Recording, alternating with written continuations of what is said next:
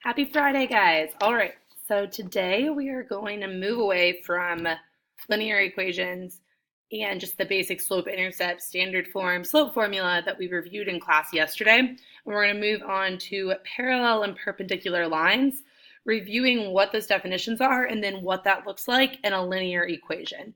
So for our paper today, grab my pen. Color is not going to show up. I'm just going to use my symbols for parallel and perpendicular lines instead of writing that out. So hopefully you guys know this means parallel, and then the upside down T is perpendicular. So I'm just going to abbreviate that. If you would rather write out the words parallel and perpendicular, go for it. They're there below. So the definition for parallel lines, two lines that never intersect, never going to meet regardless of if they're going up. Let's see, I've got a pen here to model that for y'all. So like they're never going to touch regardless of what direction they're going. They could be two horizontal lines, two vertical lines. They could be diagonals in either direction with a positive or negative slope. Never intersect. So for our definition, lines that never intersect.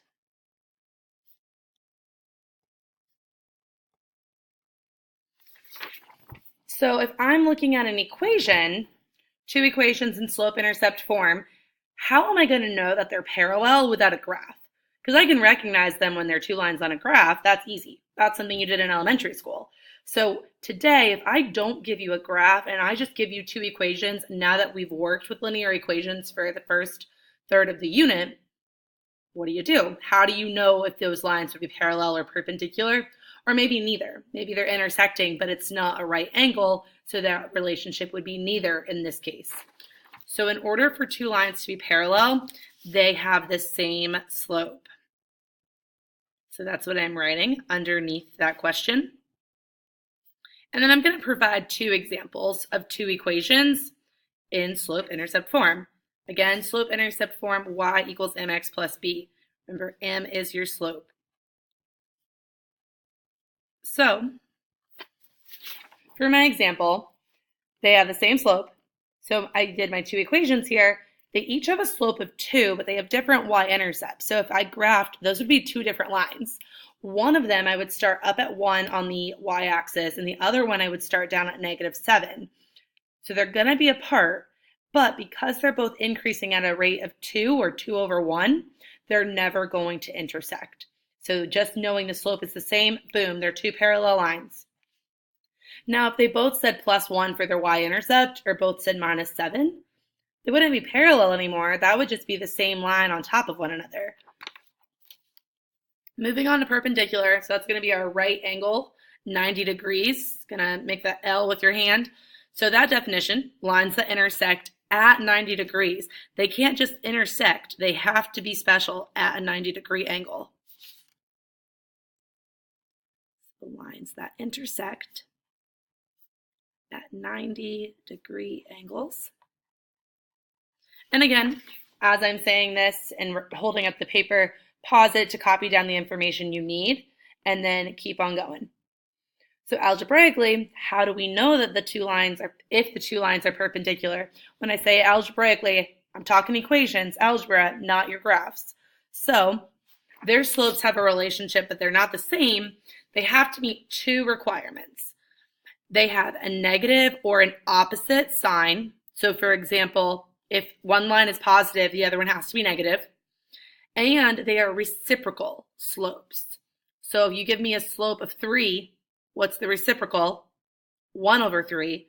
One would have to be positive and one would have to be negative.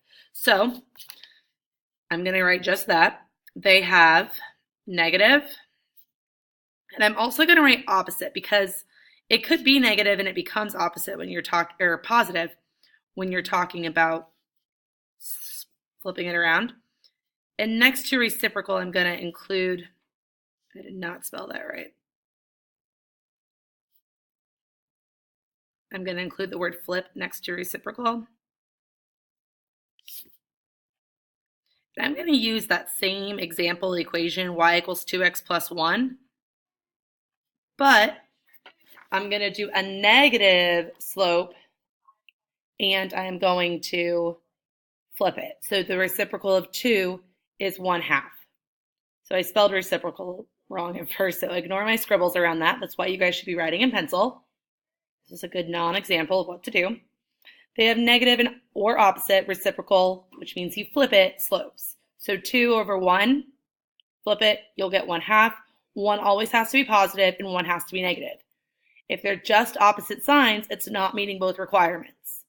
If it's just flipped, but they're both the same sign, it's not meeting requirements. Their relationship would just be neither. All right, so we're just going to practice doing that negative reciprocal below. So the negative reciprocal of 3/4, so flip it, 4/3, 3/4 is positive, so we're going to make ours negative. 2, so if you wanted to write it as 2/1, when we flip it, we get 1/2. That's positive, we make it negative. Number 3, negative 7/8, flip it, 8/7. It was negative, so we're going to now leave it to be positive. 1 as a fraction is 1/1, so if you flip it, you still have 1/1. But 1 is positive, so ours will be negative. And then 0, what kind of line has a slope of 0? Make the Z out of my horizontal line. So what kind of line is perpendicular to a horizontal line? What is the slope of a vertical line? So 0 is one of those, it's a unique one because you can't really give me the negative or opposite reciprocal of 0. If a line has a slope of 0, it's horizontal. A perpendicular relationship is the vertical line. The slope of a vertical line is undefined, right? So you're going to write undefined for that last one. And I'm going to go ahead for that one and draw some pictures beside my words to remind me of what those lines are. So now you can get caught up in this part, and I'll move to my whiteboard for the next section, but I just wanted the top part of our notes to all look the same. So you have your negative reciprocals all written down. Notice how with the 2, I made it 2/1, and then I flipped it and changed the sign. Same thing with my 4. And then underneath the 0, I drew in a horizontal line to remind myself if it's a slope of 0, it's horizontal. And then I did my undefined with a vertical sketch beside it. Okay, notes should be good. Hopefully a good refresher on what parallel and perpendicular are, and then learning about how their slopes are related to one another. So we're going to jump down to the bottom where if I give you ordered pairs for 2 different lines, we have to determine if these lines are parallel, perpendicular, or neither. And we're going to be using our tools of slope formula, point slope form, and all that good stuff as we go through this. All right, so jumping in together at number 1, and I'm transitioning to my whiteboard now. Alrighty, so we've got 2 lines, AB and CD, and they're giving us 2 points for each of those. So for AB, I'm going to find the slope of that one first. There we go, better marker. So M equals, if I'm going to find the slope, I'm looking at the 2 ordered pairs next to AB. So I'm going to do my y2 minus y1, 6 minus 3, over 2 minus, or x2 minus x1, so that's 2 minus a negative 2, so that became plus. 3/4. I cannot reduce that anymore, so I'm already halfway done, just using the slope formula. So looking at CD, M equals y2 minus y1 over x2 minus x1. So minus a negative becomes addition, 3/4. So in this case, are the slopes the same? Yes. If slopes are the same, what kind of lines are they? Looking at the very top, lines that never intersect, they have the same slope. That is our parallel lines. So our direction said to determine if they're parallel, perpendicular, or neither. So we're just going to go ahead and write parallel. The word parallel is written on your paper at least 2 times, so you should make sure you are spelling those correctly and proper. Now, one thing I will say, if you're not going to write the word, you can make the symbol. The symbol for parallel are those 2 lines. It's kind of like the number 11, but you make them a little bit longer so we can tell the difference. If you're worried it's going to look too much like the number 11, then you don't need to do that. And then if it was perpendicular, you could make that upside down T, and I'll show you that when we get to a perpendicular example. So that would be the symbol option for your answer, and this obviously just writing the word. Number 2, We're just going to keep dealing with lines A, B, and C, D, and they're just going to change the points for us as we go. So I'm going to set it the same way. I'm going to find the slope for AB first. So M equals y2 minus y1 over x2 minus x1. 4 minus 2 is 2. 5 minus 0 is 5. I cannot reduce that, so I'm good to go. CD, M equals 3 minus 8 over 3 minus 1, negative 5 over 2. Hopefully you can be doing that slope formula in your sleep. You don't need to be looking at a formula as you do that. And I'm not writing y2 minus y1. I'm not using variables. I'm just plugging it in and going. So 2 over 5 is positive. This one's negative. So I've got at least one of the requirements good for perpendicular. So now I have to see, well, is it the reciprocal? Is it flipped? Well, 2 over 5 becomes 5 over 2. Yup. These are opposite or negative reciprocals of each other, so they are perpendicular. So this is the symbol. You can make that upside down T because it forms that little right angle in there, which is why we use it. Or you can, of course, write out the word. And again, just like parallel, perpendicular is found in your notes many times. Spell it correctly. Don't be lazy. All right. On to number 3. So AB and CD again. So my setup is looking exactly the same. All that's changing is my number values for the slope formula, and then of course how I determine what they are from there. So y2 minus y1 over x2 minus x1. 6 minus 8 is negative 2. 3 plus 1, 2 plus 1 is 3. All right, negative 2 over 3.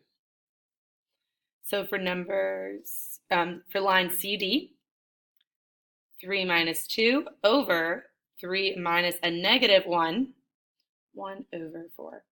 All right, so one's positive and one's negative, so it's meeting the opposite requirement, but these are not reciprocals of one another, so this would be an example of neither. They're definitely not the same, so it can't be parallel. So if it doesn't meet either requirements, that's fine, because there are more types of lines than just parallel and perpendicular. These lines are intersecting. It's just not going to be at a right angle or 90 degrees. So we can write neither. Okay, number 4.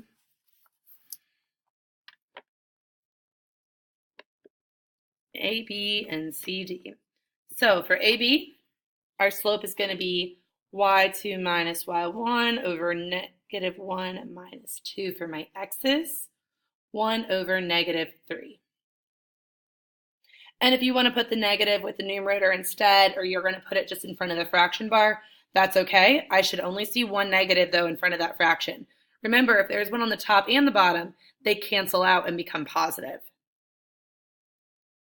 For CD, 6 minus 3 divided by negative 4 minus a negative 5, so it's going to become plus 5.